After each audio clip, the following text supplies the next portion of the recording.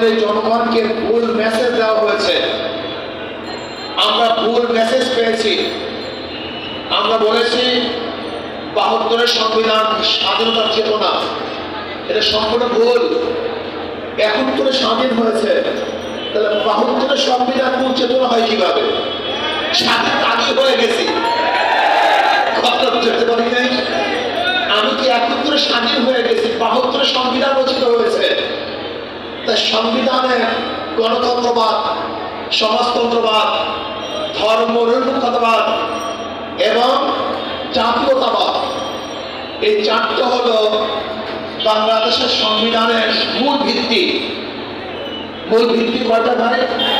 আমরা অনেকেই জানি না, আমাদের জানা উচিত, অবশ্যই জানা উচিত।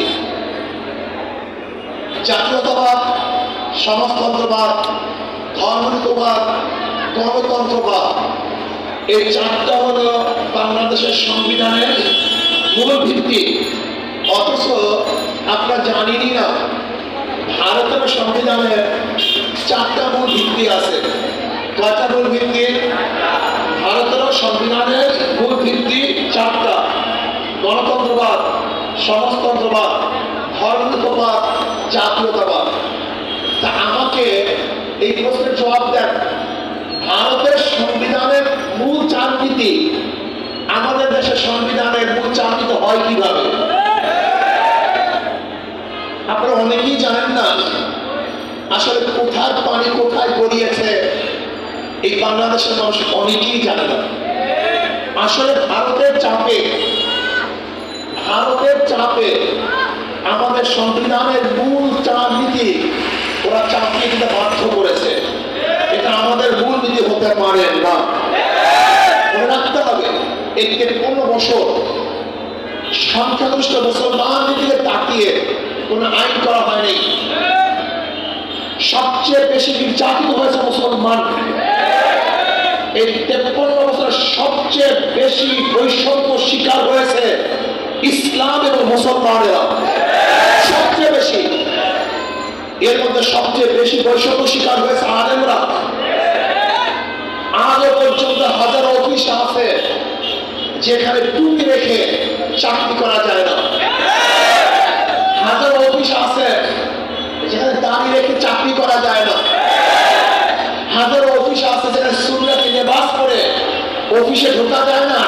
এই বাংলাদেশে এরকম হাজারো প্রতিষ্ঠান আছে যেখানে এখনো দাড়ি রেখে গেলে অনুমতি নিতে হয়। আর্মি কেউ দাড়ি রাখতে গেলে অনুমতি নিতে হয়। পুলিশ ডিপার্টমেন্টে দাড়ি রাখতে গেলেই সন্দেহের চোখে দেখে।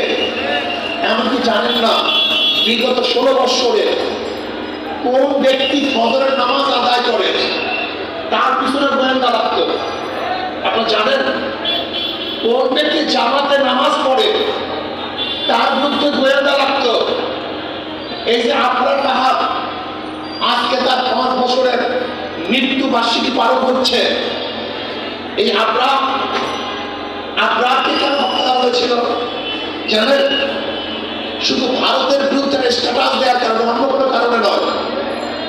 ভারতের বিরুদ্ধে শুধু একটা স্ট্যাটাস দেওয়ার কারণে তাকে হত্যা হতে হয়েছে। ভারতের বিরুদ্ধে কথা বলার কারণে হাজারো মানুষ গুম হয়েছে। ভারতের বিরুদ্ধে কথা বলার কারণে হাজারো মানুষ চিরতরের জন্য দুনিয়া থেকে বিদায় লাভ হয়েছে। এই শুধু ভারতের বিরুদ্ধে কথা বলার কারণে।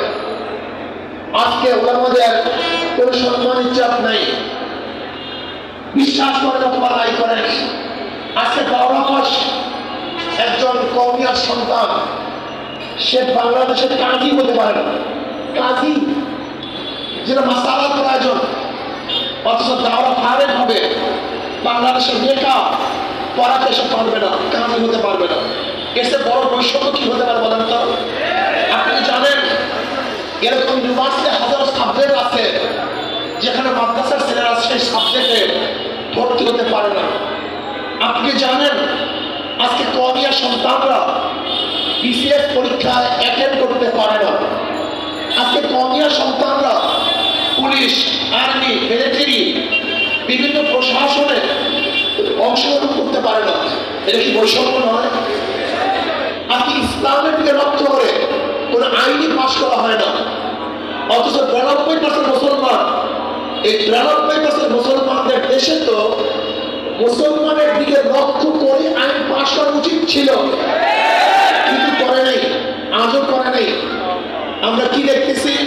ভেবেছিলাম বৈষম্য বিরোধী আন্দোলন করে সাকসেসফুলি বৈষম্য দূর হয়ে যাবে, কিন্তু 5ই আগস্টের পরে আমাদের সাথে সেই বৈষম্য চলতেছে।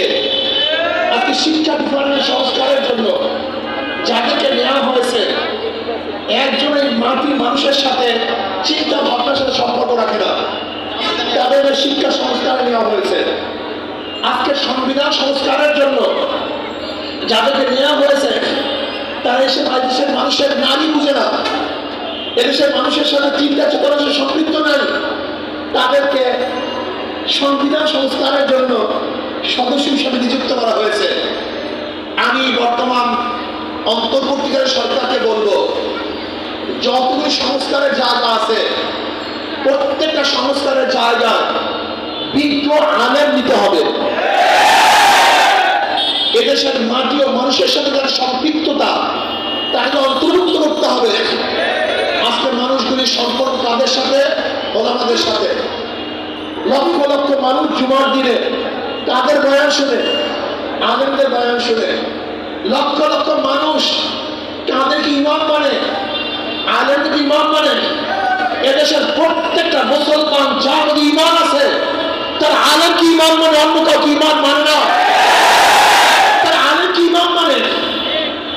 আলেমদেরকে বাদ দিয়ে আপনি বাংলাদেশের সংস্কার করবেন, এটা সংস্কার হবে না, বরং বৈষম্য হবে। আমার মানুষ আন্দোলন করবে, সংগ্রাম করবে। বৈষম্য বিরোধী আন্দোলন করেছিলাম, যেখানে শ্রমিকদের মধ্যে বৈষম্য থাকবে না, পুরুষের মধ্যে বৈষম্য থাকবে না, মহিলাদের মধ্যে বৈষম্য থাকবে না, ঋষি কামার চামারদের মধ্যে বৈষম্য থাকবে না, ওলামায়ে কেরাম সাধারণ মানুষের মধ্যে বৈষম্য থাকবে না। বাংলাদেশের প্রত্যেকটা নাগরিক তার অধিকার পাবে। কিন্তু আজকেও যদি শ্রমিকরা তাদের দাবি আদায়ের জন্য আন্দোলন করে, সংগ্রাম করে, রক্ত দেয়, জীবন দেয়, তার বৈষম্য দূর হয় নাই।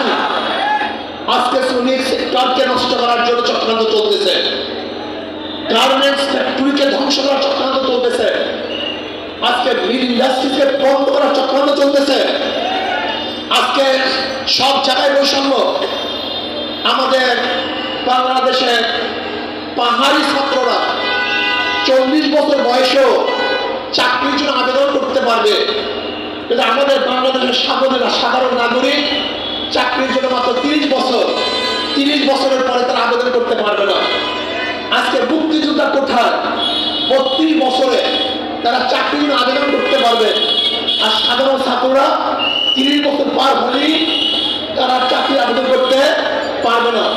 এটা কি বৈষম্য নয়? এটা অবশ্যই বৈষম্য। আমরা চাই চাকরির আবেদনের জন্য 35 থেকে 40 বছর করা হোক। সবাই রাজি আছেন ইনশাআল্লাহ? কে রাজি আছে? আল্লাহু আকবার। আলহামদুলিল্লাহ। আমরা বৈষম্য দূর করতে চাই। আমরা চাই শ্রমিকদের বেতনের বৈষম্য দূর করা হোক। একই অফিসের মধ্যে একজন ম্যানেজার, ডাইরেক্টর, বড় অফিসারের বেতন এবং সাধারণ একজন শ্রমিকের বেতনের পার্থক্য এত বেশি যা সহ্য করার মতো না। উভয় পরিবার আছে, ওই বড় অফিসারের যে পরিবার, একজন শ্রমিকের একই পরিবার, তারও যে ক্ষুধা, শ্রমিকের একই ক্ষুধা, তারও যে প্রয়োজন, ওই শ্রমিকের একই প্রয়োজন। আমি এই কথা বলবো না সমান করে দেন, কিন্তু আমি এই কথা অবশ্যই বলবো, একজন শ্রমিক তার পরিবারকে নিয়ে সুন্দর স্বাচ্ছন্দ্যের জন্য জীবন যাপন করতে পারে, সেই বেতন নির্ধারণ করা হোক। আমি এই কথা অবশ্যই বলবো, আমার দোকানদার ভাইরা তারা ব্যবসা করবে যেন তারা চাঁদাবাজের কবলে না পড়ে। সুন্দর মতো ব্যবসা করবে, কিসের চাঁদাবাজ? আমি এই কথা অবশ্যই বলবো, একজন জমির মালিক তার নিজস্ব জমিতে বিল্ডিং করবে, সেটা চাঁদাবাজ আসবে কেন? চাঁদাবাজের কাজটা কি? আমি অবশ্যই বলবো আজকে আমার ড্রাইভার ভাইয়েরা গাড়ি চালাবে, সেখানে চাঁদার প্রয়োজন কেন? আমি বলবো যাদের গাড়ি কাগজপত্র নেই তাদেরকে কেস দেওয়া হোক সরকারি ভাবে, কিন্তু যে সমস্ত প্রশাসন ভাইয়েরা কাগজপত্রহীন ভাইদেরকে অবৈধভাবে গাড়ি চালানোর ব্যবস্থা করে দেন তাদের বিচার করা হোক। আমি চাই রাস্তাঘাটে কোনো জায়গায় গাড়ির অবৈধ পার্কিং না থাকুক। এই যত গ্যাদারিং, এই মূল গ্যাদারিং এর মূল কারণ আমি দেখেছি সারাদিন রাস্তায় থাকি আমরা, সবচেয়ে বেশি রাস্তায় ঘোরাফেরা করি, সবচেয়ে রাস্তার গ্যাদারিং এর বড় কারণ হলো যত্রতত্র গাড়ি পার্কিং করা। আমি আমার ড্রাইভার বন্ধুদেরকে বলবো যত্রতত্র গাড়ি আমরা কোন অবস্থাতেই পার্কিং করবো না। এইটা বৈষম্য, রাস্তার সাথে বৈষম্য করা হয়, এই জনগণের সাথে প্রতারণা করা হয়। আমরা অবশ্যই বর্তমান অন্তর্বর্তী সরকারকে বলবো ড্রাইভার ভাইদেরকে প্রশিক্ষণের ব্যবস্থা করুন। রাস্তায় একজন হঠাৎ হাত তুলছে, অমনি ড্রাইভার গাড়ি ব্রেক করছে, এক ব্রেক করার কারণে মাইলকে মাইল জ্যাম হয়ে যায়, এটা নিয়ম হতে পারে না। রাস্তা নিয়ম অনুযায়ী চলবে। আবারও দেখেছি হাজার আমার ভাইয়েরা যারা গাড়ি নিয়ে, টেম্পো নিয়ে, ভ্যান নিয়ে রাস্তার মধ্যে, ফুটপাথের মধ্যে ব্যবসা শুরু করেছেন। এইটা আমি চাই না। আমি চাই যে সমস্ত ভাইয়েরা ক্ষুধার্থ, যাদের কর্মসংস্থান নেই, সরকার তাদেরকে কর্মসংস্থান ব্যবস্থা করবে, যেন তারা দুধটা খেতে পারে, তাদের পরিবার পরিজন নিয়ে চলতে পারে। কিন্তু তার মানে এই নয় রাস্তা বলদ করে তারা ব্যবসা করবে অথচ তাদেরকে সুবিধা দেবো না। এইটাই বাংলাদেশ সরকার কাছে চাই না। আমার ভাইরা কেন রাস্তার মধ্যে ব্যবসা করে, তাদের জন্য, হকারদের জন্য আলাদা বড় মার্কেট করা হোক, যেন তারা ভালো স্বাচ্ছন্দ্যে জীবন যাপন করতে পারে। আমি চাই আমার মা বোনেরা আজকে শ্রমজীবী যারা গার্মেন্টসের মধ্যে চাকরি করে তাদের ইচ্ছা রক্ষা করে এত সুন্দর প্রতিষ্ঠান করতে হবে যেখানে আমার মা বোনেরা স্বাচ্ছন্দ্যে তারা জীবিকা নির্বাহ করবে, তারা লিপটিজিং করতে হবে না, তাকে ধর্ষণ করা হবে না, অপমান করা হবে না, তারা বিক্রি করা হবে না। আমার মা বোনদেরকে অধিকার চাই, আমার মা বোনেরা জীবিকা নির্বাহ করবে ইসলাম এবং আব্দুল নিয়ে, তাদের ইসলামকে বিক্রি করে তারা যেন কোন অবস্থাতেই শ্রমজীবী না হন, এই ব্যবস্থা সরকারকে করতে হবে। আমাদের মা বোনদের অধিকারকে ফিরিয়ে দিতে হবে, ন্যায্য অধিকার প্রতিষ্ঠা করতে হবে।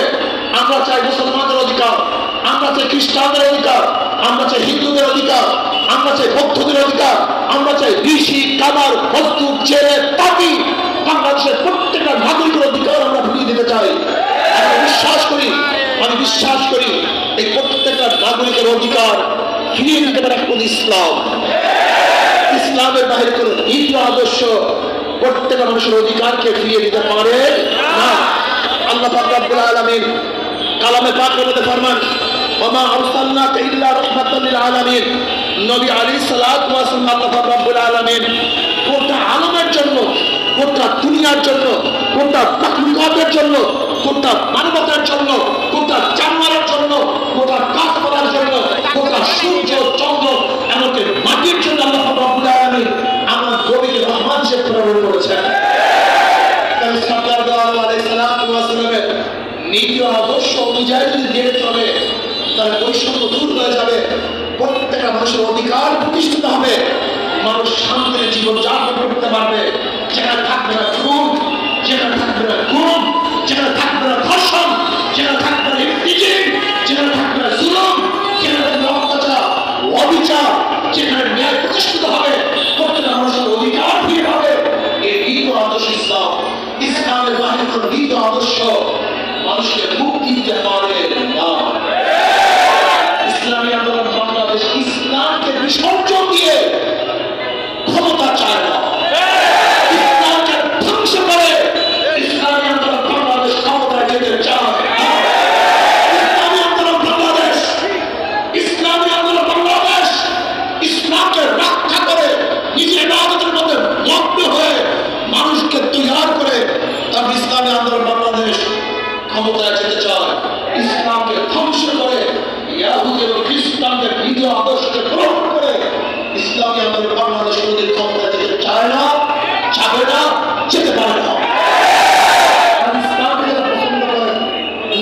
আদর্শকে যারা পছন্দ করেন, আমি বলবো আসুন ইসলামী আন্দোলন বাংলাদেশ এমন এক সংগঠন, নবী আলাইহিস সালাতু ওয়াস সালামের ২০ বছরের জিন্দেগিকে অনুকরণ করে যে সংগঠন চলে, সেই সংগঠনের নাম ইসলামী আন্দোলন।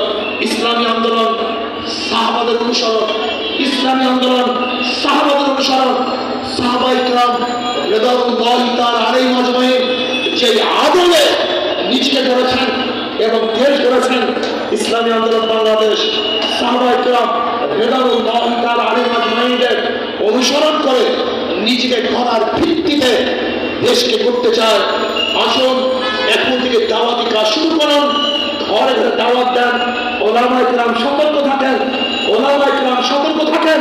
ওলামাদের উপরে বহু আঘাত আসতেছে, বহু ষড়যন্ত্র আসতেছে। ওলামায়ে কেরাম ঈমানকে বিক্রি করবেন না, ঈমানকে ধ্বংস করবেন না। আমাদের আকাবের আসলাফরা যে নীতি আদর্শ অনুযায়ী নিজেকে চালিয়েছেন, সেই নীতি আদর্শকে সামান্য ক্ষমতার কারণে, সামান্য স্বার্থের কারণে ভুলন্ঠিত করবেন না। ওলা তালবিসুল হক্কা বিল বাতিল, কোন অবস্থাতে হকের সাথে বাতিলকে মিশ্রিত করবেন না। আসুন আমরা সম্মিলিতভাবে ঈমানকে মজবুত করে এবং সম্মিলিতভাবে ঐক্য হয়ে আল্লাহর জমিনে আল্লাহর হুকুমতকে কায়েম করার চেষ্টা করি।